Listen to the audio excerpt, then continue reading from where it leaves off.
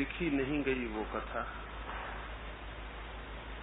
लेकिन आदमी जैसा चल रहा है उसे देखते हुए लगता है जल्दी ही लिखी जाएगी, भविष्य के किसी पुराण में लिखी जाएगी।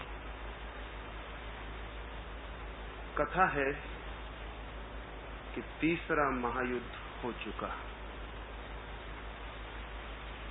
अभी हुआ तो दूसरा ही है, लेकिन आदमी को देखकर ऐसा नहीं लगता कि तीसरा नहीं होगा। प्रथम के बाद अनेक लोग सोचते थे दूसरा महायुद्ध नहीं होगा, दूसरा हुआ। दूसरे के बाद अनेक लोग सोचते हैं तीसरा नहीं होगा, लेकिन आदमी जैसा है उसे देखकर लगता है कि तीसरा ही हुए बिना नहीं रह सकता। तीसरा महायुद्ध हो चुका है, सारी मनुष्य जाति नष्ट हो गई है। वे सारे भवन जो संस्कृति ने खड़े किए थे और वे सारे सपने जो सभ्यता ने निर्मित किए थे धूल धूसरित हो गए। सारी पृथ्वी पर सिवाय धुएं के और आग के कुछ भी नहीं। चारों तरफ मृत्यु है, शमशान है। एक छोटे से वृक्ष पर एक बंदर बैठा हुआ है, उदास चिंतित। सुबह की धूप निकल रही है, चारों तरफ धुआं है, चारों तरफ आग है, सब जल गया। वो अपनी बंदरिया के पास बैठ कर कहता है बहुत दुख से, shall we begin all over again? क्या हमें दुनिया फिर से शुरू करनी पड़ेगी? डार्विन होता और अगर ये बात सुन लेता तो बहुत खुश होता, लेकिन डार्विन और उसके साथ मनुष्य की सारी सभ्यता कभी की समाप्त हो गई है उस तीसरे महायुद्ध। और बंदरों को सोचना पड़ रहा है क्या हम फिर से शुरू करें? Shall we begin all over again?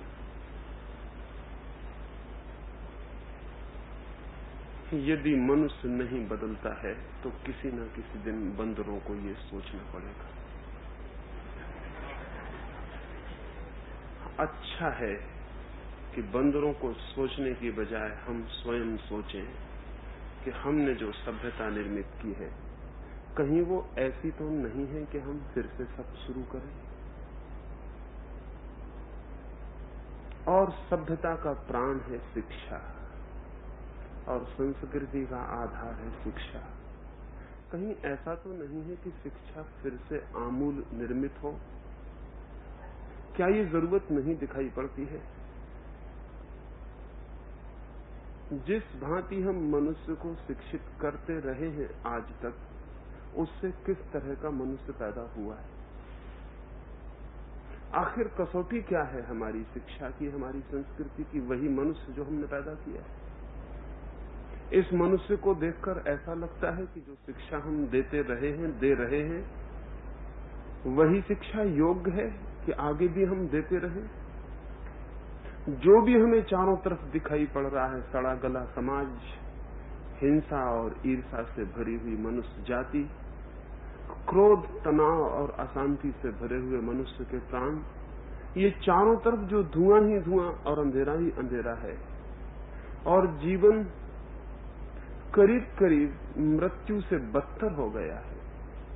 इसको देखकर ये शक, ये संदेह, ये जिज्ञासा नहीं जगती है मन में कि जो शिक्षा हम आज तक देते रहे हैं और दे रहे हैं, कहीं वो बुनियादी रूप से गलत तो नहीं है? क्योंकि मनुष्य ही कसौटी है उस शिक्षा की जो हमने उसे दी है।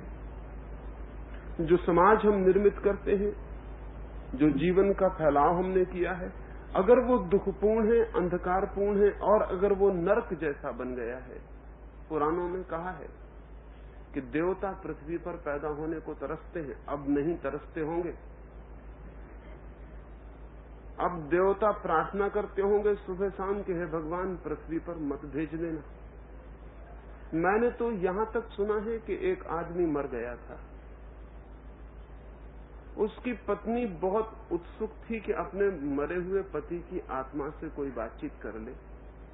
एक प्रेतात्मविद के पास वो गई और उसने कहा क्या ये हो सकता है कि मैं अपने पति की आत्मा से बात कर सकूं। प्रेतात्मविद ने उसके पति की आत्मा को अंधकार में किसी मनुष्य के ऊपर बुलाया। उस पत्नी ने अपने मरे हुए पति से पूछा कि तुम जहां भी हो सुख में तो हो? मैं बहुत चिंतित हूं।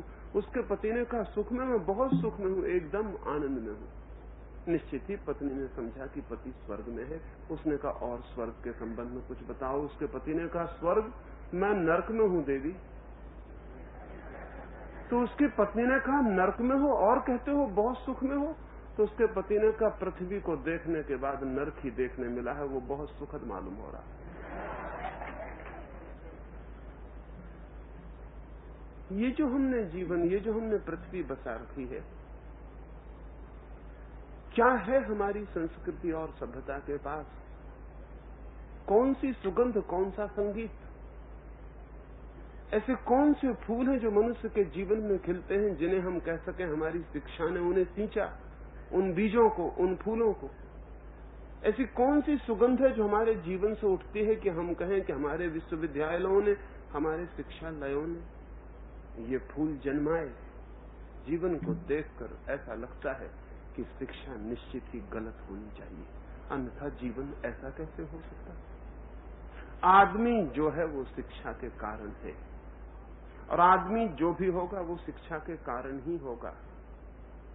आदमी जो नहीं है वो किसी शिक्षा के अभाव के कारण है। शायद जरूर तुमने सुना होगा कि आज से कोई 30 वर्ष पहले बंगाल के जंगलों में 2 लड़के पकड़ लिए गए थे। भेड़िए उठा के ले गए थे उन बच्चों को, और भेड़ियों ने उन बच्चों को अपनी मान में पाला था। उनकी उम्र 10 और 12 वर्ष के करीब थी। जब शिकारी उन बच्चों को कलकत्ता लाए, 12 वर्ष का बच्चा भी 2 पैर पे खड़ा नहीं हो सकता था, क्योंकि भेड़ियों ने शिक्षा दी थी उसे। वो 4 हाथ पैर से चलता था। 6 महीने तक मुश्किल से प्रशिक्षण, मालिश, दवा सबका प्रयोग करके बामुश्किल उन बच्चों को खड़ा किया जा सका 6 महीने। और फिर भी जैसे ही आंख चूके कि वो चारों हाथ पैर से चलने लगे।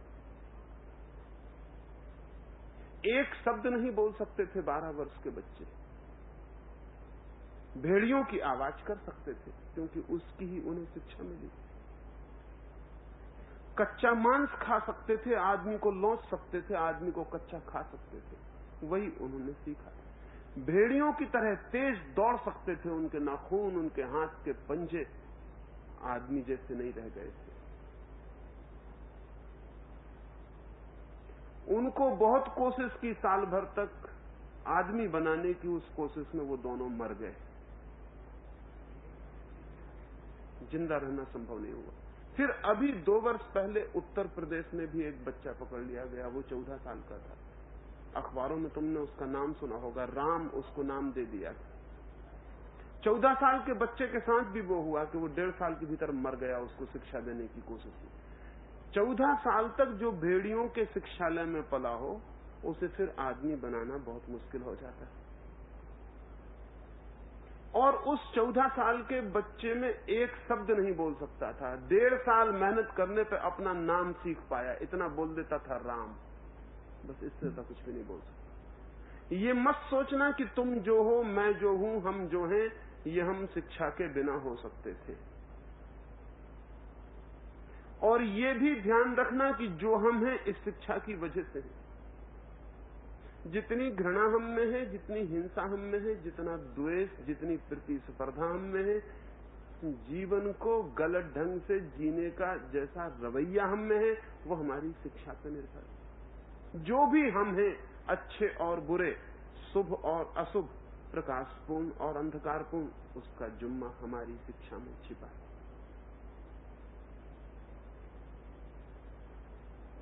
हम क्या ठीक है?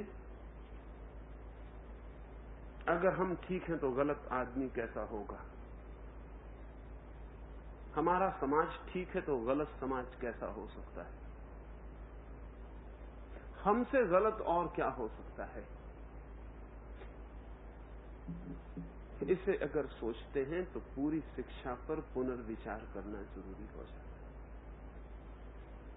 3000 साल के इतिहास में मनुष्य जाति ने 15,000 युद्ध लड़े। 3000 वर्ष में 15,000 युद्ध थोड़े मालूम पड़ते? प्रति वर्ष 5 युद्ध। अगर 3000 वर्ष में हम एक एक दिन की गिनती करें जब युद्ध चलता रहा पृथ्वी पर कहीं न कहीं, और उन दिनों की गिनती करें जब युद्ध न चला हो, तो 2300 वर्ष युद्ध चला है, 700 वर्ष युद्ध नहीं चला। इकट्ठा नहीं 700 वर्ष, कभी एक दिन कभी 2 दिन युद्ध रुका रहा है, नहीं तो युद्ध कहीं न कहीं चल रहा है। पृथ्वी पर ऐसा एक भी दिन नहीं है जब युद्ध न चल रहा हो, चल ही रहा है। और जिन दिनों में युद्ध नहीं चलता तो ये मत सोचना कि युद्ध नहीं चलता है। कोल्ड वार भी है, वो ठंडा युद्ध चलता है। और ये मत सोचना कि जब युद्ध बंद रहता है तो शांति रहती है, नहीं। जब युद्ध बंद रहता है तब वो सिर्फ इसलिए बंद रहता है कि पुराना युद्ध तोड़ गया होता है। ताकत नए युद्ध को करने की ताकत जुटानी पड़ती है, बीच में वक्त की जरूरत पड़ती है। मनुष्य के इतिहास ने शांति का कोई काल नहीं देखा है अब तक। 2 तरह के कालखंड हैं इतिहास में, युद्ध का काल और युद्ध की तैयारी का काल। पहला महायुद्ध हुआ 1914 से, फिर दूसरा महायुद्ध शुरू हुआ 1939 में। बीच में जो थोड़े से वर्ष निकले, ये मत सोचना कि वो शांति के वर्ष थे। उन दिनों हम युद्ध की तैयारी कर रहे थे, वो युद्ध की तैयारी का वक्त था। क्या आदमी लड़ने को ही पैदा हुआ है और लड़ना जिंदगी हो सकती है? और क्या लड़ने के माध्यम से जीवन में आनंद संभव है? क्या आदमी हिंसा करने को ही पैदा हुआ है? क्या हम एक दूसरे की गर्दन दबाने के लिए ही हैं? अगर पृथ्वी को कोई मंगल पर बैठकर देखता होगा, किसी उपग्रह से अगर कोई पृथ्वी को देखता होगा, तो एक बात बिल्कुल ही निश्चित है कि वो समझते होंगे कि पृथ्वी एक मैड हाउस है, एक पागलखाना है। उनको तो कुछ भी पता नहीं होगा कि कौन हिंदुस्तान है, कौन पाकिस्तान है, क्योंकि बीच में कोई रेखाएं पृथ्वी पे खींची हुई नहीं है। सब रेखाएं आदमी की बेवकूफी से पैदा हुई हैं। पृथ्वी के नक्शे पर कोई रेखा नहीं है, सब रेखाएं आदमी की स्टुपिडिटी के सबूत है। कहां है कोई रेखा? कल कराची 1947 से पहले तक कराची में जो आदमी पैदा होता था वो हमारा भाई था। हम कराची में पैदा हुआ आदमी के लिए मरते। 1947 के बाद कराची में जो पैदा हुआ है वो हमारा दुश्मन है, और अब हम उसको मारने के लिए मरेंगे और वो हमको मारने के लिए मरेगा। मंगल के उपग्रह पर बैठकर अगर कोई देखता होगा, उसकी समझ के बाहर होगा कि ये आदमियत है कैसी। कभी भी उखड़ पड़ती है और बस शुरू कर देती है लड़ना। उतने दूर से उनको कुछ भी पता नहीं होगा कि हमारी राजधानियों में देश के सब पागल इकट्ठे हो गए। उन्हें कुछ पता नहीं होगा। उन्हें कुछ भी पता नहीं होगा कि जिस आदमी का भी दिमाग खराब हो जाता है वो राजनीतिज्ञ हो जाता है। उन्हें क्या विचारों को पता होगा? उनको हमारे राजनीतिज्ञों की कोई खबर नहीं है। ये सारी की सारी पृथ्वी को अगर थोड़े दूर खड़े होकर तटस्थ भाव से देखें तो हमें भी हैरानी होगी। क्या, किस पागल की तरह हम युद्ध की तैयारी में लगे हैं? इस समय पृथ्वी पर 50,000 उद्जन बम तैयार हैं। और शायद तुम्हें पता नहीं होगा, 50,000 उद्जन बम जरूरत से ज्यादा हैं। इनकी कोई जरूरत ही नहीं। अगर पूरे आदमियों को खत्म करना हो तो ये 7 गुने ज्यादा है। एक एक आदमी को 7-7 बार मारने की हमने व्यवस्था कर ली। हालांकि एक आदमी एक ही बार में मर जाता है। अब तक ऐसा सुना नहीं कि किसी आदमी को दोबारा मारना पड़ा हो। लेकिन राजनीतिक बड़े कैलकुलेटिंग, वो सब हिसाब लगा के रखते हैं कि कोई भूल चूक से बच जाए, ऐसी गलती नहीं करनी। एक एक आदमी को 7-7 बार मारने का आयोजन, और वो आयोजन भी इतना हिंस कि हमारी कल्पना के बाहर, हम कल्पना भी ना कर सके। हिरोशिमा नागासाकी में जो एटम बम गिरा था, उसकी कहानी ठीक ठीक पढ़ लेना। मत पढ़ना रामायण, मत पढ़ना गीता, लेकिन हिरोशिमा नागासाकी ठीक से समझ लेना, क्योंकि जिंदगी कल उसी तरह होने वाली है जो नागासाकी हिरोशिमा में हुआ है। एक मेरे मित्र ने जापान से मुझे एक तस्वीर भेजी, एक छोटे से बच्चे की तस्वीर है, बच्ची की। एक 9 साल की लड़की हिरोशिमा में रात में खाना खा के अपनी सीढ़ियां से चढ़ रही है, ऊपर जा रही है, बगल में बस्ता लटकाया हुआ है, किताबें हैं, स्लेट है, वो होमवर्क करने अपने ऊपर के कमरे में जा रही है, तभी हिरोशिमा पर एटम बम गिरा। बीच सीढ़ी पर ही वो लड़की राख होकर दीवार से चिपट गई, अपने मैं बस्ते, अपनी मैं किताबों के। वो तस्वीर मुझे किसी ने भेजी। उस बच्ची ने कभी सोचा होगा कि ये सीढ़ियां भी पूरी नहीं हो पाएंगी, होमवर्क करना तो बहुत दूर है। क्या पता होगा उस निरी बच्ची को कि बस खत्म हो जाना है आधी सीढ़ियों पर, पूरा गांव खत्म हो जाना है, 1,20,000 लोग एकदम से ठंडे हो जाने। तुम पढ़ रहे हो स्कूलों में, कॉलेजेस में, तुम्हारे माँ बाप, तुम्हारे शिक्षक आशाएं बांधे हुए हैं, तुम भी बड़े सपने देखते होगे जिंदगी के, लेकिन तुम्हें पता नहीं कि दिल्ली और कराची में, मॉस्को, पेकिंग में जो लोग बैठे हैं वो इंतजाम कर रहे हैं कि होमवर्क पूरा ना हो पाए। किसी भी क्षण विस्फोट हो सकता है। जो मिसाइल्स आज मॉस्को और अमेरिका के पास हैं, आज जिन हाइड्रोजन बमों और एटम बमों का उन्होंने अंबार लगा लिया है, वो खुद भी घबरा गए हैं कि एक आदमी का दिमाग खराब हो जाए, सिर्फ एक आदमी का, और पूरे 3 अरब आदमियों को खत्म कर सकता है। तो आज मॉस्को और न्यूयॉर्क में और वाशिंगटन में जो सबसे बड़ी फिक्र करनी पड़ रही है वो ये कि एटम बमों की चाबी किस तरह रखी जाए। मान लो तुम्हारे हाथ में चाबी है और पत्नी से झगड़ा हो गया, तुमने सोचा भाड़ में जाने दो इस दुनिया को, तो तुमने एक मिसाइल का उपयोग कर दिया, क्या किया जाए? और आदमी में ऐसे मौके आते हैं। पत्नी से झगड़ा होना तो दूर है, कलम तक ठीक से न चलती हो तो दुनिया खत्म कर देने का दिल होने लगता है। साइकिल पंचर हो जाए तो गुस्सा आ जाता है सारी दुनिया पर। ऐसे कमजोर आदमी के हाथ में इतनी बड़ी ताकत होनी बड़ी खतरनाक है। तो एक एक मिसाइल को चलाने की 3-3 चाबियां हैं और 3-3 लोगों के पास हैं। जब तक वो तीनों न मिले किसी मिसाइल का उपयोग नहीं किया जा सकता। लेकिन 3 पागल भी इकट्ठे हो सकते हैं। इसमें क्या कठिनाई है? बल्कि अक्सर ऐसा होता है कि 3 बुद्धिमान आदमियों को इकट्ठा करना मुश्किल होता है, 3 पागलों को इकट्ठा करना बिल्कुल आसान होता है। 3 बुद्धिमान आदमी इकट्ठे करने बहुत मुश्किल बात है, लेकिन 3 मूढ़ अक्सर इकट्ठे मिल जाएंगे। सच तो यह है कि मूढ़ों के सिवाय कोई संगठित होता ही नहीं है। बुद्धिमान आदमियों के कोई संगठन नहीं है, क्योंकि बुद्धिमान आदमी अकेला जीता है। बुद्धिमान आदमी अपने को पर्याप्त मानता है जीने के लिए, किसी दूसरे का सहारा नहीं मांगता। जिनकी अपनी बुद्धि नहीं है वो ऑर्गेनाइजेशन खड़े करते हैं। फिर चाहे ऑर्गेनाइजेशन राजनीति के हों चाहे धर्म के हों, ऑर्गेनाइजेशन मात्र नासमझ, नादान, बुद्धिहीन लोगों की ईजाद है। और जब तक दुनिया में बुद्धिहीन लोग हैं तब तक संगठन रहेंगे, और हर संगठन खतरनाक है, क्योंकि हर संगठन किसी दूसरे के खिलाफ होता है।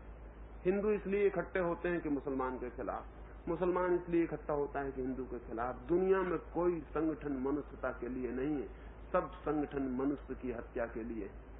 भारत इकट्ठा होता है पाकिस्तान के खिलाफ, पाकिस्तान इकट्ठा होता है भारत के खिलाफ, चीन इकट्ठा होता है किसी और के खिलाफ। हम सब इकट्ठे होते हैं घृणा के लिए, हिंसा के लिए, मिटाने के लिए। ये इतनी हिंसा का प्रादुर्भाव अगर है जगत में, और अब वो चरम सीमा पर पहुंच रहा है और वहां पहुंच रहा है जहां सब समाप्त हो सकता है, तो फिर इस पूरी शिक्षा को सोच लेना पड़ेगा कि ये शिक्षा जरूर मनुष्य के भीतर दानव को मुक्त करती है, मानव को मुक्त नहीं करती। ये मनुष्य को किसी ऐसी दिशा में ले जाती है जहां अंधकार की शक्तियां तो मुक्त हो जाती हैं, प्रकाश की सारी शक्तियां क्षीण हो जाती हैं। ये शिक्षा मनुष्य को शैतान की तरफ अनुप्रेरित करती है, भगवान की तरफ अनुप्रेरित नहीं करती है। ये हमें ठीक से समझ लेना जरूरी है। और ये जरूरत आज से ज्यादा महत्वपूर्ण कभी भी नहीं थी, क्योंकि आज से पहले मनुष्य के हाथ में इतने खतरनाक शस्त्र नहीं थे। अब हमारे पास जो शस्त्र हैं वो टोटल डिस्ट्रक्शन के हैं, वो पूर्ण विध्वंस के हैं। अब तक जो युद्ध हुए थे वो अर्ध युद्ध थे, खंड युद्ध थे। अब जो युद्ध होगा वो टोटल वार है, वो पूर्ण युद्ध है। पूर्ण युद्ध का मतलब होता है जिसमें कोई नहीं जीतेगा। पहली बात, पूर्ण युद्ध का मतलब होता है लड़ने वाले दोनों मरेंगे। सिर्फ फर्क इतना होगा कि हारा हुआ वो समझा जाएगा जो 2 क्षण पहले मरेगा, जीता हुआ वो समझा जाएगा जो 2 क्षण बाद मरेगा। बस इतना ही सुख रहेगा आखिर में कि हम जरा देर से मरे, देर से रूस मरे कि अमेरिका, इतना ही फर्क पड़ेगा। लेकिन पूर्ण युद्ध का मतलब यह है कि दोनों बाजियां एक साथ खत्म हो जाएंगी, क्योंकि दोनों के पास समान शस्त्र हैं, समान हिंसक। पूर्ण युद्ध का ये मतलब है कि हमने जो शस्त्र विकसित किए हैं उनके समक्ष जीवन की क्षमता बहुत कम पड़ गई है, मृत्यु की क्षमता पूर्ण हो गई है। आदमी का जीवन बहुत ही मिरेकल है, चमत्कार है।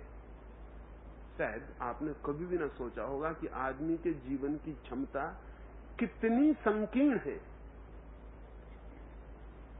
इसीलिए तो इतने बड़े विस्तारपूर्ण विश्व में जहां अनंत विस्तार है, ऐसा लगता है कि शायद अकेली पृथ्वी पर ही जीवन प्रकट हो सका है। कितना विस्तार है जगत का। ये हमारी पृथ्वी तो बहुत छोटी सी है, इससे 60,000 गुना बड़ा सूरज, और सूरज दुनिया में सबसे छोटा सूरज, उससे करोड़ों गुने बड़े सूरज हैं जिनको हम रात में तारे कहते हैं। कोई भी तारा नहीं है, वो सब बड़े सूरज हैं जो सूरज से करोड़ों गुने बड़े हैं। लेकिन फासला इतना ज्यादा है कि इतने छोटे दिखाई पड़ते हैं। अंतहीन फासला है। जमीन से सूरज की दूरी 10 करोड़ मील है, लेकिन सूरज बहुत करीब है हमारे, बहुत ही करीब है। 10 करोड़ मील कोई दूरी ही नहीं। प्रकाश की किरण चलती है 1 सेकंड में 1,86,000 मील। सूरज की किरण को पहुंचने में कोई 8 साढ़े 8 मिनट जमीन तक लगते हैं। सूरज बहुत करीब है। सबसे निकट का जो तारा है उसकी किरण पहुंचने में 4 वर्ष लगते हैं। उसी रफ्तार से चलती है किरण, 1,86,000 मील प्रति सेकंड। वो सबसे निकट का जो तारा है उससे 4 वर्ष लगते हैं। जो थोड़े दूर के तारे हैं उनसे 60 वर्ष लगते हैं। जो और दूर के तारे हैं 1000, 2000, लाख, 10 लाख, करोड़, 10 करोड़, अरब, 10 अरब, ऐसे तारे हैं जिनकी चली हुई किरण अब तक पृथ्वी पर नहीं पहुंची, और चली थी तब जब पृथ्वी बनी थी। पृथ्वी को बने 4 अरब वर्ष हो चुके हैं। और ऐसे भी तारे होंगे जिनकी किरण शायद पृथ्वी पर कभी नहीं पहुंचेगी। इतने अंतहीन दूरी पर उनका विस्तार होगा। अब तक 2 अरब तारों के संबंध में बोध हो चुका है। इतने बड़े विस्तीर्ण जगत में ऐसा लगता है कि सिर्फ पृथ्वी पर ही जीवन प्रकट हुआ है। जीवन के प्रकट होने की सीमा इतनी संकीर्ण है कि सारे इतने विस्तीर्ण जगत में जीवन के पैदा होने का अवसर कहीं भी उपलब्ध नहीं हो सका है। और हम भी जानते हैं, इधर 96 डिग्री से नीचे हमारी गर्मी गिर जाए कि आदमी खत्म, उधर 110 डिग्री के ऊपर गर्मी बढ़ जाए कि आदमी खत्म। इधर 14 डिग्री के बीच में आदमी के जीवन का फैलाव। इतनी सी संकीर्ण जीवन की क्षमता है हमारी। इस जीवन के सामने मृत्यु की हमने अनंत क्षमता को मुक्त कर दिया है, अनंत क्षमता को। एक उद्जन बम के विस्फोट से जो गर्मी पैदा होगी वो गर्मी उतनी ही होगी जितनी सूरज पर है, 10 करोड़ डिग्री। 10 करोड़ डिग्री गर्मी में किसी तरह का जीवन बच सकता है? उस तरह का जीवन बच सकता है जिनकी 110 डिग्री के ऊपर गर्मी चली जाए और जो खत्म हो जाते हैं। 110 डिग्री पर जिनका जीवन नष्ट हो जाता हो, उन्होंने इंतजाम कर लिया है 10 करोड़ डिग्री गर्मी पैदा करने का। 100 डिग्री गर्मी पर पानी भाप बनता है। अगर तुम्हें उठा के उस उबलते पानी में डाल दिया जाए तो गर्मी का सुख आएगा, लेकिन वो बहुत थोड़ा सुख है। अगर असली सुख लेना हो तो वो काफी नहीं। 1500 डिग्री पर लोहा पिघल के पानी बन जाता, उसमें डालना चाहिए किसी को। लेकिन उसमें भी पूरा मजा नहीं आएगा। 2500 डिग्री गर्मी पर लोहा भाप बन के उड़ने लगता है, उसमें डालना चाहिए किसी को, लेकिन आदमी का दिल इतने से भी नहीं भरता। उसने 10 करोड़ डिग्री गर्मी पैदा करने के उद्जन बम तैयार किए, उनमें हम डालेंगे आदमियत को, तब मजा आएगा पूरा। एक उद्जन बम के विस्फोट से जो गर्मी का क्षेत्र होगा वो होगा 40,000 वर्ग मील। 40,000 वर्ग मील में एक उद्जन बम 10 करोड़ डिग्री की भट्टी बना देगा। उस जलती हुई भट्टी में आदमी उतरने की तैयारी कर रहा है। इस आदमी के मन को स्वस्थ कहा जा सकता है? और अगर ये स्वस्थ है तो विक्षिप्त किसको कहते हैं, पागल किसको कहते हैं? ये क्या है, ये कैसे संभव हुआ? मेरी दृष्टि में हमारे शिक्षा का पूरा यंत्र विकृत और विक्षिप्त है। इसलिए कुछ सूत्र शिक्षा के इस यंत्र के बाबत कहना चाहता हूं कि ये क्यों विक्षिप्त है। पहली बात, पूरी की पूरी शिक्षा ईर्ष्या सिखाती है, पूरी शिक्षा जिलसी सिखाती है, पूरी शिक्षा हिंसात्मक है, वायलेंट है, पूरी शिक्षा हिंसा की दीक्षा देती। क्यों? क्योंकि पूरी शिक्षा अहंकार को पोषण देने के आधार पर खड़ी। एक एक बच्चे के अहंकार को हम फुसलाते हैं और कुछ भी नहीं करते।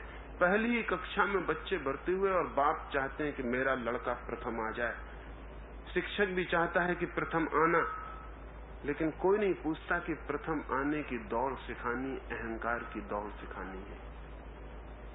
जो आदमी दूसरों से प्रथम होने की कोशिश करता है वो कर क्या रहा है? वो ये कहता है कि मैं कुछ हूं, समबडी, मैं कोई साधारण आदमी नहीं, मैं प्रथम। और ये जो प्रथम होने की दौड़ में जिस आदमी का चित्त पड़ जाता है वो अनिवार्य रूप से हिंसक हो जाता है। फिर ऐसे ही व्यक्ति मिलकर समूह बनाते हैं, फिर समूह भी प्रथम होने की दौड़ में लग जाते हैं। फिर ऐसे ही व्यक्ति मिलकर राष्ट्र बनाते हैं, फिर राष्ट्र प्रथम होने की दौड़ में लग जाते हैं। सारी दुनिया में युद्ध का कारण क्या है कि हर राष्ट्र प्रथम होने की दौड़ में, कोई राष्ट्र किसी से पीछे नहीं खड़ा रहना चाहता। क्या दुश्मनी है अमेरिका और रूस के बीच? क्या दुश्मनी है हिंदू और मुसलमान के बीच? क्या दुश्मनी है पाकिस्तान और हिंदुस्तान के बीच? क्या दुश्मनी है कम्युनिस्टों और कांग्रेसियों के बीच? एक दुश्मनी है कि कौन प्रथम, who is to be the first, कौन होगा पहले। कौन सिखाता है ये पहले होने की दौड़? हमारी पूरी शिक्षा का तंत्र सिखाता है। पूरी शिक्षा का तंत्र कहता है दूसरों से पहला होने वाला आदमी धन्य है। हद हो गई, बीमारी सिखाते हो और कहते हो धन्यता है। ये इसी पत्थर के ऊपर टकराकर आदमी की नाव टूट गई है। जीसस क्राइस्ट एक अद्भुत बात कहते हैं, लेकिन जीसस क्राइस्ट की कौन सुनेगा? हम सूली पे लटका देते हैं ऐसे नासमझ आदमियों को। ऐसे जीसस क्राइस्ट वगैरह को हम सुनते नहीं। अगर ज्यादा जोर से बोलने लगते हैं गर्दन काट देते हैं कि ऐसे आदमी अच्छे नहीं, इनको अलग करो। कुछ मामला ऐसा है कि अंधों की बस्ती में जैसे कोई आंख वाला आदमी आ जाए तो अंधे मिलकर उसकी आंख का ऑपरेशन कर दें कि यह आदमी गड़बड़, आंख कहीं होती है, इस आदमी को कुछ गड़बड़ चीज पैदा हो गई, अलग करो, इससे दिमाग खराब है। ऐसी चीजें इसको दिखाई पड़ती जो हमको दिखाई नहीं पड़ती, वो हो कैसे सकती हैं जब हम सबको नहीं दिखाई पड़ती। जीसस का ऑपरेशन कर डालते हैं, खत्म करो इस आदमी को। सुकरात को जहर पिला देते हैं, गांधी को गोली मार देते हैं। ये आदमी ठीक नहीं है, ये गड़बड़ बातें कहते हैं। हम जो कहते हैं, हम जो मानते हैं उससे उल्टी बातें बताते हैं। जीसस कहता है धन्य है वे लोग जो अंतिम खड़े होने में समर्थ हैं। अद्भुत बात है, धन्य है वे लोग जो अंतिम खड़े होने में समर्थ हैं। मेरी दृष्टि में भी मनुष्य के जीवन में श्रेष्ठतम का जन्म उस क्षण होता है जब वो अंतिम खड़े होने की सामर्थ्य जुटा लेता है। लेकिन सारी शिक्षा कहती प्रथम खड़े होना, प्रथम खड़े होना। सारी मनुष्यता नष्ट हो जाती। वो प्रथम होने का जो पागल फीवरिश दौड़ शुरू होती है, विक्षिप्त दौड़ शुरू होती, वो इतने चक्कर में डाल देती है आदमी को कि कभी चैन नहीं। चपरासी से लेकर राष्ट्रपति तक बेचैन, बस भाग रहे हैं, चपरासी को बड़ा चपरासी होना है, राष्ट्रपति को और बड़े राष्ट्र का राष्ट्रपति होना है, वो सब भाग रहे हैं। चपरासी की बुद्धि में और राष्ट्रपति की बुद्धि में रत्ती भर भेद नहीं। वो जो बुद्धि है वो वही प्रथम होने की है। पहली कक्षा में पढ़ने वाले बच्चे में और 70 साल के बूढ़े आदमी में कोई भेद नहीं। वो जो बुद्धि वही प्रथम होने वाली है। बस आगे खड़ा होना है, सारी दुनिया से आगे खड़े हो जाएं। लेकिन किस लिए? आगे खड़े होने से मिलता क्या है? आगे खड़े होने से भीतर की सारी शांति खो जाती है, क्योंकि आगे खड़े होने के लिए संघर्ष, आगे खड़े होने के लिए हिंसा, आगे खड़े होने के लिए दूसरों के सिर को सीढ़ी बनाना पड़ता, और आगे खड़े होने के लिए जो भी बीच में बाधा पड़ते हैं उनको शत्रु मानना पड़ता है। इसलिए पूरी मनुष्य जाति एक दूसरे की शत्रु हो गई। तुम कभी मत सोचना ये, एक कक्षा में तुम पढ़ते हो लेकिन कहते हो कि हम सहपाठी हैं, सहशत्रु। कोई सहपाठी नहीं, क्योंकि सब एक दूसरे से प्रतियोगिता कर रहे हो। साथी कैसे हो सकते हो? मित्र कैसे हो सकते हो? 30 बच्चे पढ़ रहे हैं एक कक्षा में, 30 एक दूसरे की जान के पीछे हैं कि हम आगे निकल जाएं, बाकी 29 पीछे छूट जाएं। तो उस कक्षा में 30 दुश्मन हैं जो प्रथम होने की कोशिश में लगे हैं। दोस्ती ऊपरी है, झूठी है, बुनियाद में दुश्मनी चल रही। क्या हम एक ऐसी शिक्षा विकसित नहीं कर सकते जो व्यक्ति को प्रथम होने की दौड़ में न लगाती हो? अगर ऐसी शिक्षा विकसित नहीं होती तो आदमी खत्म। बंदरों को फिर से सोचना पड़ेगा, शैल वी स्टार्ट अगेन।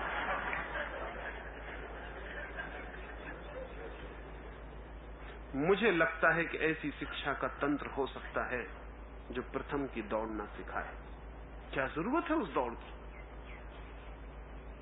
क्या हम प्रत्येक व्यक्ति को अपने विषय में रस लेना नहीं सिखा सकते हैं? क्या हम एक ही गति देने का एक ही सूत्र जानते हैं कि दूसरे के अहंकार से प्रतियोगिता करो? एक आदमी इसलिए भी संगीत सीख सकता है कि उसे संगीत सीखना आनंदपूर्ण है, और एक आदमी इसलिए भी संगीत सीख सकता है कि उसकी बर्दाश्त के बाहर है कि दूसरा आदमी संगीत सीख ले।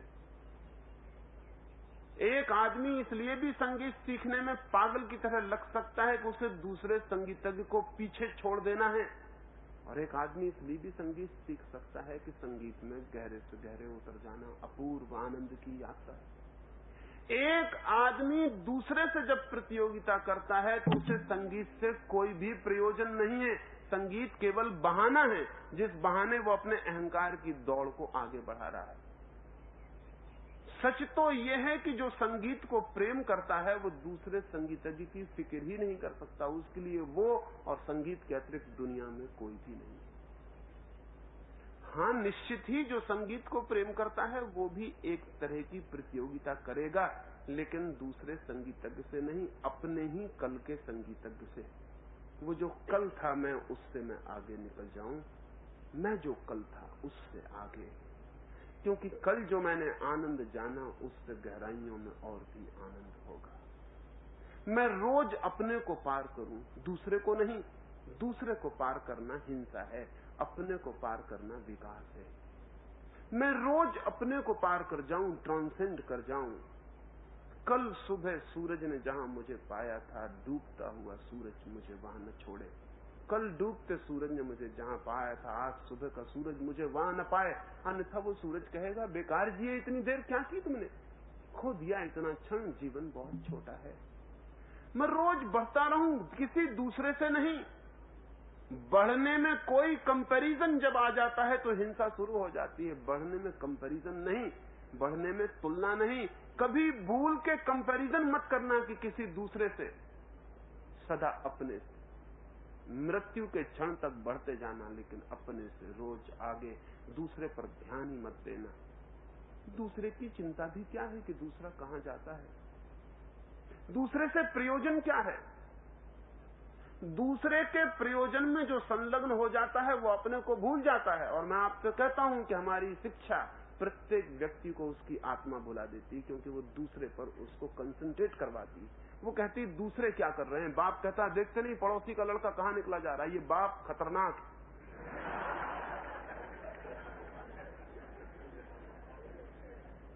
पड़ोसी के लड़के पर ध्यान दिलवा रहे हो तुम अपने लड़के का, उसका ध्यान उसके भीतर ले जाओ, उसकी अपनी आत्मा पर। उससे कहो तेरी आत्मा कहां जा रही है, इसकी फिक्र कर।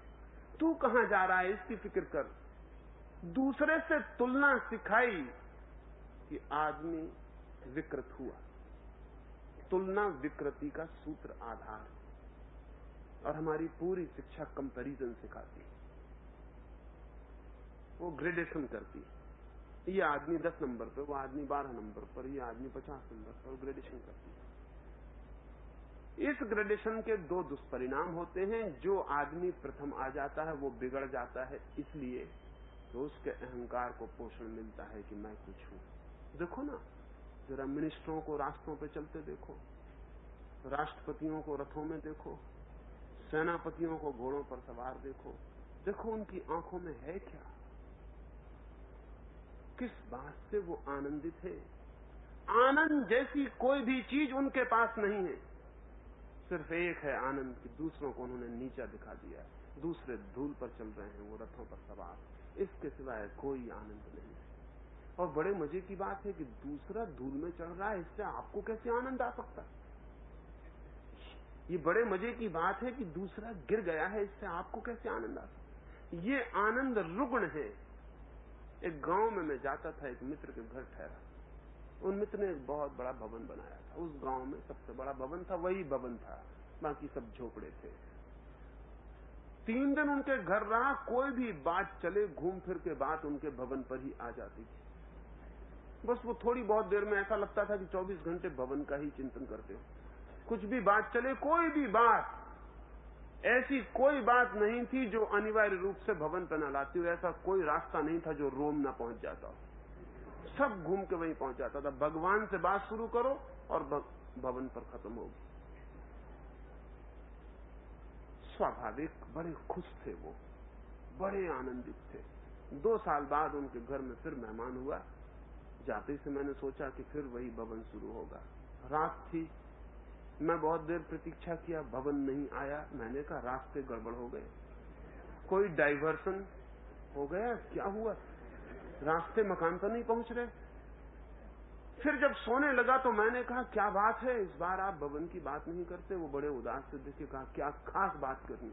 आपको शायद पता नहीं, सुबह पता चलेगा। तो क्या मामला है? उन्होंने कहा पड़ोस में एक मकान बन गया जो इससे भी ऊंचा है। पर मैंने कहा पड़ोस का मकान बने या न बने, तुम्हारा मकान तो ठीक वैसा ही है। उन्होंने कहा कहां ठीक वैसा ही है, माना कि मेरा मकान तो वैसे ही, लेकिन सब बात बदल गई। जब तक उस मकान से ऊंचा न कर लूं इसको तब तक चैन नहीं। तो मैंने कहा अब मैं तुमसे कहूं कि वो जो खुशी तुम्हारी थी जब मैं 2 साल पहले आया था, वो भी तुम्हारे मकान से संबंधित न थी, वो भी बगल में खड़े झोंपड़ों से संबंधित थी। वो झोंपड़े नीचे थे, उसमें तुम खुश हो रहे थे। हालांकि तुम कह नहीं रहे थे कि झोंपड़ों को देख के मैं खुश हो रहा हूं। लेकिन यह आदमी कैसा है? स्वास्थ्य का आनंद अपने स्वास्थ्य में होता है कि फला आदमी को टीबी हो गई, इसमें होता है। और अगर किसी को इस तरह के स्वास्थ्य का आनंद आने लगे कि गांव भर में पता लगे किसको कैंसर हो गया, किसको टीबी हो गई, कौन मर गया, और प्रसन्न हो गए, देखो आज फला मर गया, हम जिंदा हैं। अगर दूसरे के मरने से खुद की जिंदगी का पता चले तो समझ लेना कि तुम बहुत पहले मर चुके हो। अगर दूसरे की बीमारी से तुम्हें अपने स्वास्थ्य में रस आए तो समझ लेना कि तुम्हारे पास स्वास्थ्य नहीं है। क्योंकि जिसके पास स्वास्थ्य होता है उसे अपने स्वास्थ्य से आनंद आता है, दूसरे की बीमारी से उसका कोई भी संबंध नहीं है। जिस आदमी के पास अपना स्वास्थ्य होता है वो दूसरे की बीमारी से आनंद तो कभी हो ही नहीं सकता, दूसरे की बीमारी से दुखी जरूर हो सकता है। जिस आदमी के पास अपना जीवन है वो दूसरे के मरने से कभी खुश नहीं होता, लेकिन दूसरे के जीवन के खो जाने से दुखी जरूर हो सकता है। आज हालत बिल्कुल उल्टी है, शीर्षासन करती हुई है। दूसरे के दुख से मिलता है सुख, दूसरे की मौत से लगती है अपनी जिंदगी, दूसरे के हार जाने में आती है अपनी विजय, दूसरे के गिर जाने में लगता है अपना उठना। ये सारी की सारी शीर्षासन करती हुई सभ्यता हमारी शिक्षा का फल है।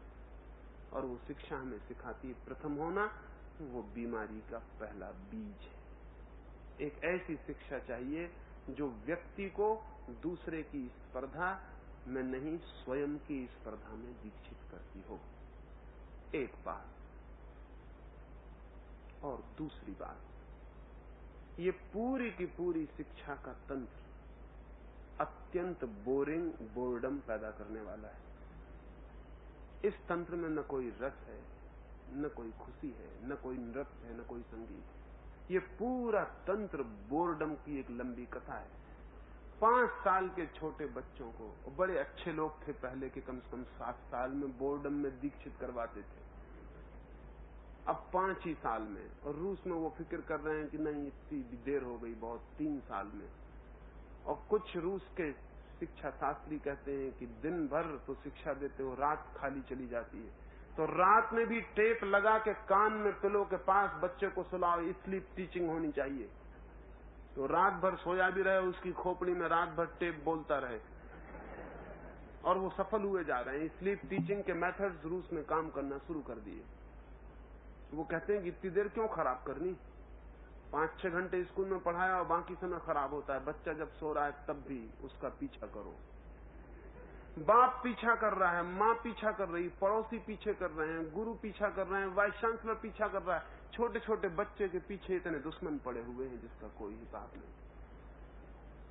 और सब क्या कर रहे हैं? उसके जीवन में जरा सा भी रस नहीं पैदा होने दे रहे हैं, जरा सा भी आनंद, थिरक, पुलक नहीं पैदा होने दे रहे। जाके देखो आदिवासी के बच्चे को और देखो अपने बच्चे को। आदिवासी का बच्चा भूखा होगा, दुबला होगा, कमजोर होगा, शरीर पे चीथड़े नहीं होंगे, लेकिन देखो उसकी आंख, देखो उसकी गति, देखो उसकी पुलक, उसमें वही रस मालूम होता है जो एक हिरण के बच्चे में होता है, उसमें वही तीव्रता मालूम होती है जो एक शेर के बच्चे में होती है, उसकी जिंदगी में वही लोच मालूम होती है जो वृक्षों की शाखाओं में होती है, उसकी आंखों में वही झलक होती है जो फूलों में होती है। हमारे बच्चे को देखो, पैदा हुआ कि बूढ़ा हो गया। बच्चे पैदा होने बंद हो चुके हैं, अब बूढ़े ही पैदा होते हैं।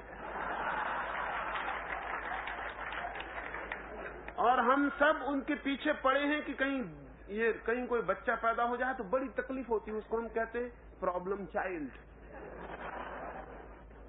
क्योंकि बूढ़ों की जमात में, इस बूढ़ों की दुनिया में अगर कोई बच्चा पैदा हो जाए तो बड़ी गड़बड़, बड़ा डिस्टर्बिंग मालूम पड़ता है। हम गीता पढ़ रहे हैं और वो गाना गा रहा है, बिल्कुल ठीक बात नहीं है। लेकिन किसने तुमसे कहा कि गीता पढ़ने के तुम हकदार हो, वो गाना गाने का नहीं?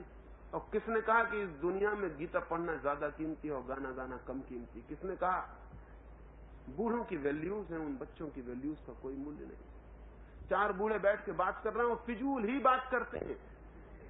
बच्चों से कहेंगे चुप रहो, गड़बड़ नहीं करो, यहाँ बहुत ऊंची बातें कर रहे हैं। सुबह अखबार पढ़ा है, वही बकवास दिमाग में भर गई, वही कर रहे हैं, कुछ और नहीं कर रहे हैं। प्रेम जरूरी है, जिसके बिना गणित खतरनाक सिद्ध हो, क्योंकि जिस आदमी के भीतर प्रेम नहीं है उसके दिमाग में गणित बहुत खतरनाक बात है, क्योंकि अकेला गणित हिंसक हो जाएगा।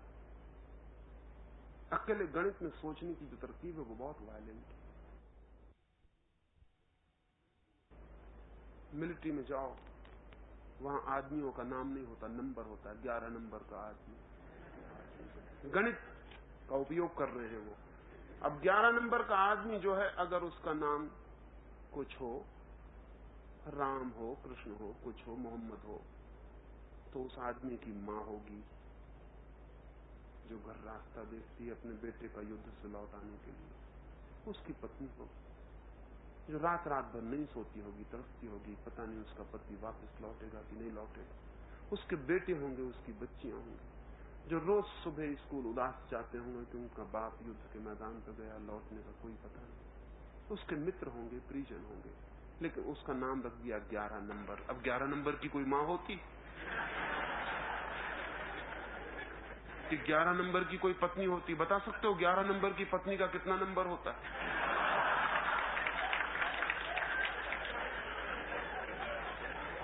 वो आदमी मर जाएगा तो मिलिट्री के गजट में छपेगा 11 नंबर गिर गया, 11 नंबर मर गया। जब तुम पढ़ोगे अखबार में कि 11 नंबर मर गया तो कहीं चोट लगती है हृदय में? कोई चोट नहीं लगती। 11 नंबर मर गया होगा, नंबरों का क्या है। गणित सब्स्टिट्यूट बना रहे हो प्रेम का, यंत्र को जगह दे रहे हो आत्मीयत की। न प्रेम सिखाया जा रहा, न ध्यान सिखाया जा रहा, न क्रोध पर संयम सिखाया जा रहा, न भीतर के जगत की भी भूगोल है। भीतर के जगत का भी बड़ा विस्तार है, उसमें कोई गति नहीं दी जा रही। और सिखाया क्या जा रहा है? सिखाया जा रहा है कि टिम्बकटू कहाँ है, सहारा रेगिस्तान कहाँ है, बाढ़ में जाने दो सहारा को, आदमी सहारा हुआ जा रहा है, सब रेगिस्तान हुआ जा रहा है। क्या फिजूल की बातें सिखा रहे हो? नहीं, मैं कहता हूं कि भूगोल व्यर्थ है, भूगोल सिखाओ, थोड़ा बहुत भूगोल जान लेना बहुत जरूरी है। कुछ लोग बहुत भूगोल जाने, ये भी जरूरी है। कुछ को भूगोल भी आनंद हो सकता है, वो पूरी जिंदगी भूगोल जाने, ये भी जरूरी है। लेकिन आदमी की जिंदगी में जो बहुत आधारभूत है उसकी कोई फिक्र नहीं, जिससे जिंदगी बनती है उसकी कोई फिक्र नहीं। 24 साल का लड़का निकलता है, दुनिया में आता है वापिस, उसके पास कुछ भी नहीं है, मूल्यवान कुछ भी नहीं, कोई वैल्यू नहीं है। हाँ, उसके पास सर्टिफिकेट्स हैं कागज के, जिसमें किसी वाइस चांसलर ने दस्तखत करके दे दिया है कि यह आदमी कैरेक्टर का है, और वाइस चांसलर के कैरेक्टर का खुद का कोई ठिकाना नहीं।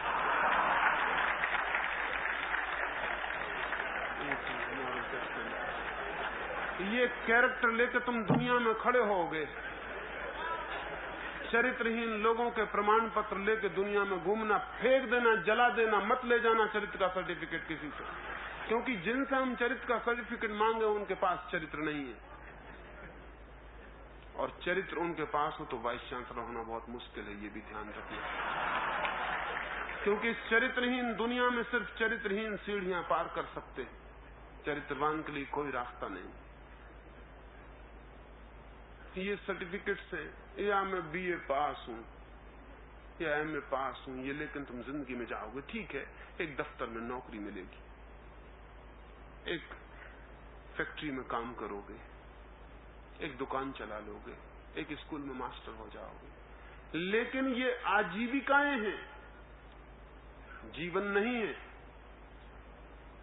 ये लिविंग नहीं है, सिर्फ लिविंग के उपाय, ये रोटी रोजी कमाने का माध्यम, इसका जिंदगी से बहुत गहरा संबंध नहीं है। तो सारी शिक्षा सिर्फ रोटी रोजी कमाने की योग बनाती है, और इस शिक्षा को हम शिक्षा कह देते। रोटी रोजी अशिक्षित को भी मिल जाती है, रोटी रोजी जानवरों को भी मिल जाती है, पशु पक्षियों को, पौधों को भी मिल जाती है। रोटी रोजी ही कमाने योग्य अगर मनुष्य बन जाता है तो ये कोई बड़ी गुणवत्ता न हुई, ये कोई मनुष्यता की बहुत ऊंचाई न हुई, ये कुछ उपलब्धि न हुई, और हमारी सारी शिक्षा इसके आगे कहीं भी नहीं ले जाती। तो इसको कैसे इस शिक्षा को सम्यक कहा जा सकता है? जीवन में जो भी श्रेष्ठतम है वो सुकुड़ जाता है, फैलता नहीं शिक्षित आदमी का। एक अशिक्षित आदमी ज्यादा प्रेमपूर्ण मिल सकता है, एक शिक्षित आदमी का प्रेम और सिकुड़ जाता है, क्योंकि वो कुछ तरकीबें सीख लेता है, और उन तरकीबों को चलाने के लिए जरूरी है कि प्रेम कम हो, नहीं तो उन तरकीबों को चलाना बहुत मुश्किल हो जाएगा। वो कुछ तरकीबें सीख के लौटा है, रुपए कमाने की, लोगों का गला घोंटने की, लोगों की जेब में हाथ डालने की, वो सब तरकीबें सीख के लौटा है। उन तरकीबों को चलाना और प्रेमपूर्ण होना दोनों साथ साथ नहीं चल सकता, तो प्रेम को सिकोड़ना पड़ता है।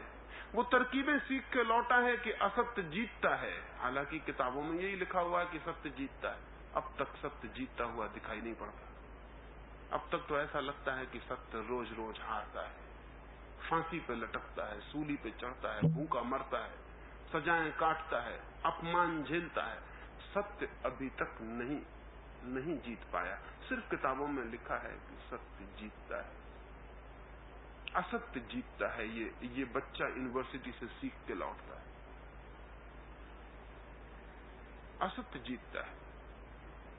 जिंदगी का वहां जो अनुभव है यूनिवर्सिटी का, विश्वविद्यालय का, वहां से सीख के लौटता है कि असत्यमेव जयते।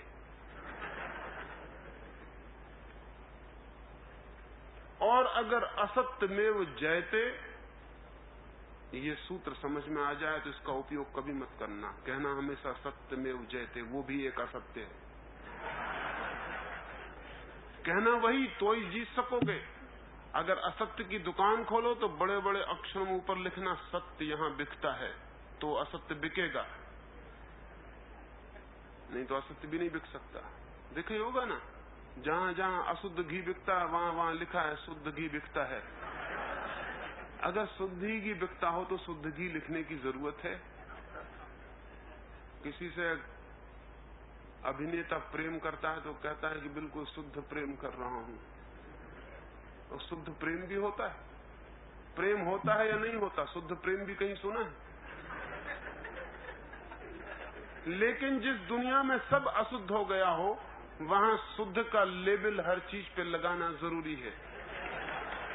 तो यहाँ पूरी शिक्षा की दुनिया में असत्य को जीतते देखकर, बेईमानी को जीतते देखकर, अशुभ को जीतते देखकर, चालाकी को जीतते देखकर, पाखंड को जीतते देखकर एक बच्चा लौटता है। हम कहते हैं ये शिक्षित होकर लौटा है। इस बच्चे की दुनिया जो बनेगी वो दुनिया कैसे शांति की, प्रेम की, अहिंसा की, सत्य की, परमात्मा की दुनिया होगी। ये समाज कैसे परमात्मा का मंदिर बनेगा। तो मैं कहता हूं ये शिक्षा दूसरी बात दूसरी जगह गलत है। और वो दूसरी जगह गलत ये है कि जीवन सिखाती ही नहीं। और जीवन के सिखाने का जो सबसे रहस्यपूर्ण और सबसे महत्वपूर्ण और आधारभूत अंग है वो है जीवन का रस सिखाना, जीवन का आनंद सिखाना, जीवन की उत्फुल्लता सिखानी। कोई फिक्र नहीं कि एक सर्टिफिकेट कम रह जाए, कोई फिक्र नहीं कि एक डिग्री नाम के पीछे कम लगाने को मिले, लेकिन अगर मुस्कुराते ओंठ हो, हंसता हुआ हृदय हो, आनंद से नाचते हुए पैर हो, तो तुम जिंदगी को जीत लोगे, पालोगे, जान लोगे। और दुनिया में जितना रसपूर्ण व्यक्ति होगा उतने ही युद्ध कम हो जाएंगे, क्योंकि तुम्हें पता होना चाहिए wars are born out of boredom. युद्ध हमेशा बोर्डम से पैदा होते हैं। तुम्हें पता होगा कि अभी हिंदुस्तान पाकिस्तान की लड़ाई चलती थी, तब तुमने लोगों के चेहरे देखे, तब तुमने लोगों को देखा कि जो 7-8 बजे 9 बजे उठते थे वो 5 बजे उठ के पूछने लगते अखबार कहाँ है, रेडियो खोलने लगते। चमक देखी, लोगों की चाल में गति देखी, ऐसा उत्साह मालूम पड़ता था। कितने लोग खुद से मालूम पड़ते थे कि कुछ हो रहा है, जिंदगी बेकार नहीं है, ऐसी सुबह उठे सांझ सोए ऐसा नहीं, कुछ हो रहा है, कुछ घटना घट रही, जिंदगी में कुछ हैपनिंग मालूम हो रही कि कुछ हो रहा है। जिंदगी एक रिपीटेटिव बोर्डम नहीं है, एक उदास चक्कर नहीं है कि वही सुबह उठाए वही सांझ सो गए। कुछ हो रहा है, कुछ नया। युद्ध के वक्त में 2 महायुद्धों में पश्चिम के मनोवैज्ञानिक चकित रह गए। पहले महायुद्ध में 4-5 साल जब युद्ध चला तो एक अद्भुत घटना अनुभव में आई। वो अद्भुत घटना ये थी कि उन 5 सालों में यूरोप में हत्याएं कम हुई, आत्महत्याएं कम हुई, डकैतियां कम पड़ी, चोरी कम हुई। मनोवैज्ञानिक चकित रह गए कि युद्ध से इन चीजों के गिराव का क्या संबंध हो सकता है। ये कभी सोचा भी नहीं गया था। ये मसला उलझ गया, ये पहेली बन गई कि इन 5 सालों में ये सारे पाप नीचे क्यों गिर गए। फिर दूसरा महायुद्ध हुआ और हैरानी हो गई। दूसरा महायुद्ध और बड़ा था। पहले महायुद्ध में 3.5 करोड़ लोग मरे थे, दूसरे में 7.5 करोड़ लोग मरे। दूसरे महायुद्ध में हत्याएं, आत्महत्याएं, चोरी, डकैतियां, अपराध, मुकदमे और भी नीचे गिर गए। तब एक तथ्य ख्याल में आया कि ऐसा मालूम पड़ता है कि लोग इतने उदास, इतने उबे हुए होते हैं कि कुछ करने का जी चाहता है और आदमी कुछ गलत कर लेता है। और जब युद्ध चलता है तो लोग इतने प्रफुल्लित होते हैं, इतने आनंदित होते हैं कि कुछ गलत करने का जी नहीं चाहता। और ये भी समझ में आया कि जब होलसेल गलती हो रही हो तो फिर प्राइवेट करने की जरूरत क्या है। जब सामूहिक रूप से पागल हो गए हों लोग तो अलग अलग प्राइवेट होने का क्या जरूरत है पागल। ये भी जान के हैरान हो गए, दोनों महायुद्धों में उन क्षणों में लोग कम पागल हुए जितने आमतौर से होते हैं। इसका मतलब ये है कि युद्ध लाता है हमारे चारों तरफ किसी तरह की ताजगी, कोई नई बात, और पुरानी उबी हुई जिंदगी मस्त हो जाती है। अगर दुनिया से युद्ध मिटाने हैं तो आदमी को इतना मस्त बनाओ तो उसकी जिंदगी मस्त हो, ताकि वो उबे ना तो गलत चीजों में न जाए। अब सारे शिक्षक समझाते हैं, गुरु समझाते हैं, साधु सन्यासी समझाते हैं कि लोग क्यों डिटेक्टिव फिल्म क्यों देखते हैं। नहीं देखनी चाहिए, देखेंगे लोग, क्योंकि जिंदगी में कोई रस नहीं है, वहां थोड़ी पुलक, थ्रिल पैदा हो जाती है। एक आदमी एक हत्यारा लगा हुआ है, कार दौड़ा रहा है 120 मील की रफ्तार से किसी के पीछे, तुम्हारा हृदय भी जोर से धड़कने लगता है। तुम भी उस गाड़ी में सवार हो गए हो अनजाने, मोड़ आ रहे हैं तेज और झटके से गाड़ी मुड़ रही कि जरा में पहाड़ के नीचे गिरेगी, खंदक उतर जाएगी। थ्रिल पैदा हो गई, तुम भी उठाए हो, देखा रीढ़ ऊंची उठ जाएगी कुर्सी पर। हाल में देखना कि सब आदमी सजग हो गए, कोई आदमी टिका हुआ नहीं बैठा है। तुम्हारी रीढ़ क्यों सीधी हो रही? कोई गाड़ी में तेजी से जा रहा है। आइडेंटिफिकेशन हो रहा है, तुमने अपने को इकट्ठा कर लिया, तुम पार्ट के हिस्से हो गए हो। गोली चल रही है, तुम देखा रास्ते पे कोई झगड़ा चल रहा हो और तुम परीक्षा ही देने जा रहे हो तो भी तबीयत होती, खड़ी करो साइकिल, पहले देख लो झगड़ा। परीक्षा गौण है, भीड़ लगाए हैं लोग खड़े हैं, उसमें तुम शिक्षित आदमी देखोगे, अशिक्षित आदमी देखोगे, MP MLA वहीं खड़े देखोगे। क्या रस आ रहा है? दो आदमी एक दूसरे के कपड़े फाड़ रहे हैं या गर्दन को दबा रहे हैं, तुम्हें क्या रस आ रहा है? जिंदगी इतनी ऊबी हुई है कि कुछ नया हो रहा है, देख रहे हैं। अमेरिका में अभी उन्होंने एक नया खेल इजाद किया है जो शायद अब तक के दांवों में सबसे खतरनाक है। एक नया खेल, सड़कों पर कारों को दौड़ाते हैं, दो कारों को दौड़ाते हैं दोनों तरफ से, एक लकीर रास्ते में डालते हैं जिस पे दोनों तरफ से आती हुई कार का एक एक पहिया होता है। इस तरफ से आने वाली कार का बायां पहिया, उस तरफ से आने वाली कार का दायां पहिया, एक लकीर पर। दोनों गाड़ियां दौड़ रही हैं 125 मील की रफ्तार। कौन पहले गाड़ी नीचे उतार लेता है वो हार जाएगा। इस पर दांव लगा है $1,00,000 का। अब दोनों गाड़ियां आ रही, 125 मील की रफ्तार है, दोनों के चक्के एक ही लकीर पर है। एक सेकंड में खतरा है और जान खत्म हो जाएगी, गाड़ियां आग लग जाएंगी। कौन उतारता है पहले गाड़ी को नीचे, वो हार गया। लाखों लोग देख रहे हैं, सांसें रुक गई हैं, हृदय ठहरा हुआ है। क्या पागलपन है, क्या कर रहे हो, ये किस लिए? ये स्पेन में जाओ तो वहां आदमियों को बैलों से लड़ा रहे हैं, लाखों लोग देख रहे हैं। एक आदमी की छाती में बैल सांड के सींग घुस रहे हैं और लाखों आदमी सांस रोक कर देख रहे हैं। क्या हो गया इस आदमी को, ये क्या कर रहे हो? ये आदमी का सारा जीवन रसहीन है। इस रसहीन जीवन में हमें रस के गलत रास्ते पैदा करने पड़ते हैं। रसपूर्ण बनाओ जीवन को। तो दूसरा सूत्र कहना चाहता हूं कि हमारी शिक्षा रसपूर्ण हो, नाचती हो, गाती हो, प्रफुल्लित हो, स्वतंत्रता हो, सहजता हो, स्वच्छंदता हो, जिंदगी एक बंधन न हो। 25 वर्ष में जब युवक यूनिवर्सिटी से लौटे तो एक नाचता हुआ, एक जानदार आदमी हो, तो उसकी जिंदगी में बोर्डम नहीं होगी, ऊब नहीं होगी, उदासी नहीं होगी। वो एक अच्छी दुनिया बनाएगा जो दुनिया भी नाचती हुई, हंसती हुई, खुश दुनिया होगी। उसे प्रेम दो, उसे संगीत दो, उसके हृदय को करुणा दो, दया दो। और हम दे रहे हैं हिंसा, हम दे रहे हैं प्रतिस्पर्धा, हम दे रहे हैं कंपटीशन, हम दे रहे हैं कंपैरिजन, हम जला रहे हैं उसके भीतर ईर्ष्या की आग, पैदा कर रहे हैं अहंकार और कह रहे हैं कि हम शिक्षा दे रहे हैं। नहीं, ये शिक्षा असफल हो चुकी। एक नई शिक्षा चाहिए, एक नए मनुष्य को पैदा करने के लिए।